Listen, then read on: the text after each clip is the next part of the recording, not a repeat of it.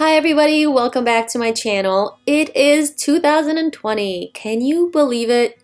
Now, I didn't set a lot of goals for myself this year because every time I set a goal, I fail. So what's the point? So I just gave myself some guidelines, but not necessarily goals.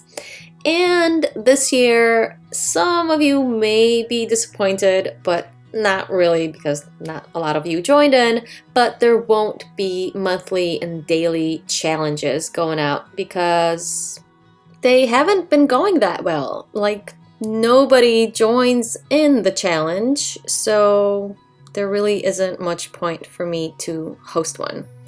But we'll get more into this topic in just a second. I just want to remind you guys that the watercolor and lettering course for beginners is up on my Teachable. The link is down below in the description, so go ahead and check that out if you're interested in learning about watercolor lettering. All right, let's get into this discussion. Every year for the past 4 years or so, I've been trying to do monthly, daily, or even yearly challenges. And guess what? I failed at most of them. And the worst part? I was hosting these challenges. You would think that as the person organizing the whole thing, I'd have my, together, but nope, that didn't happen. I was good at coming up with ideas and encouraging others, the handful of people that joined, to keep going with challenges. But for me, it just wasn't going that well. My biggest struggle was time and motivation. As a mom of now 3 little kids, 6 and under, it's very hard to keep a schedule. Even with a babysitter and my daughter at school, things do come up. Babies grow teeth and don't sleep for a week. They get born, they get sick, the babysitter gets sick, I get sick from them, and on and on. Most of the time, I'm just a walking zombie wishing to be back in bed, into which my kids climb in the middle of the night and I have about 6 inches to sleep on, just to add to the number of reasons I'm always tired. Motivation is also something I was lacking.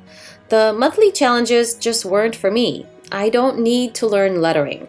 I'm the one teaching it. So doing it daily with my students became a chore and not something I really wanted to do. Now, my biggest mistake was doing too much with the challenges. I don't know why I did this, and I'm pretty sure I'll do it again, but I wanted to document every bit of me doing the challenge. I would record a video of me doing the daily challenge, the lettering, the painting. I would then have to take photos and then edit the photos and the videos together, write something about it, upload it to the world via YouTube and Instagram, and of course Pinterest and Facebook and whatever else. This is a lot of work, guys, and it took so much time that I didn't have, and so I'd fall behind more and more to the point that I burned myself out and fell off the planet for a little while. I would just drop off the internet. And then, of course, I wouldn't just jump back in because now it was a failure and what was the point, and the month was almost over and I'd have to make up for every day to kind of get back into it, and I just didn't.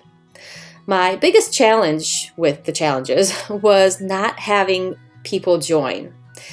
I did really well with the 90 Days of Drills challenge. That is basically what launched my business. I did really well with the watercolor lettering challenge, which is now the watercolor lettering class. But aside from those 2 things, the other monthly and daily challenges just flopped.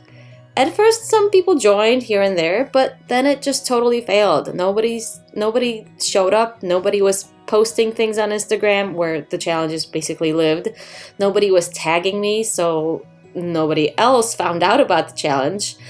And I had about 1 person sharing their daily lettering on Instagram by the end of 2019, and it just wasn't worth it. And I didn't know how to get it back up. So that's pretty much it for the challenges. My biggest lesson from all these challenges is to stop the daily challenges. This year, I decided to ditch the challenges and do something else. Something that may actually help me get better at whatever I want to get better at without the stress of having to do it daily. posting it daily, recording it, photographing it daily. Daily challenges are great, and I do recommend them, but they're only great for a little while, and only if done casually. But anything bigger than that just can't sustain for a long period of time. You will get burnt out eventually.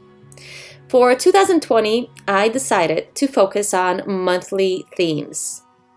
Every month, I will choose a theme or a subject I want to focus on and work only on that. Whether it's daily or just whenever I have the time, I will work on that specific theme. So January is the Monstera plant, the one you see me painting right here. It is a gorgeous tropical plant that I have been obsessed with lately, and it's also one of a couple plants in my home that I haven't killed yet. I will be painting it with different mediums and creating all sorts of Monstera inspired things and products.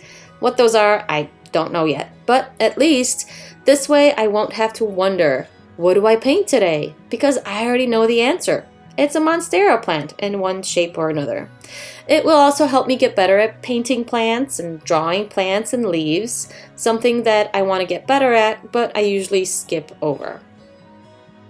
If you are sick of the daily pressure of following and posting a challenge, try this instead. This way you won't have to beat yourself up for missing a day or for not posting on time for that day. You can pick your own theme or do the same one as me if you want to follow me along, and just do it casually whenever you have the time to do it. Work on that theme. Don't try to force yourself to do it every single day, because that's when you're gonna kind of burn out and beat yourself up if you miss a day here and there. And everybody misses a day here and there. So no pressure, just progress. Oh, and choose something you want to get better at.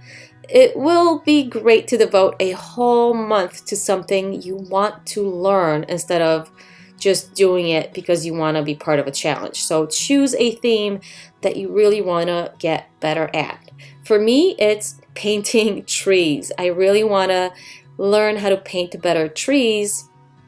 So one of the months, I don't know which one yet, but one of the months for 2020 will be painting themes.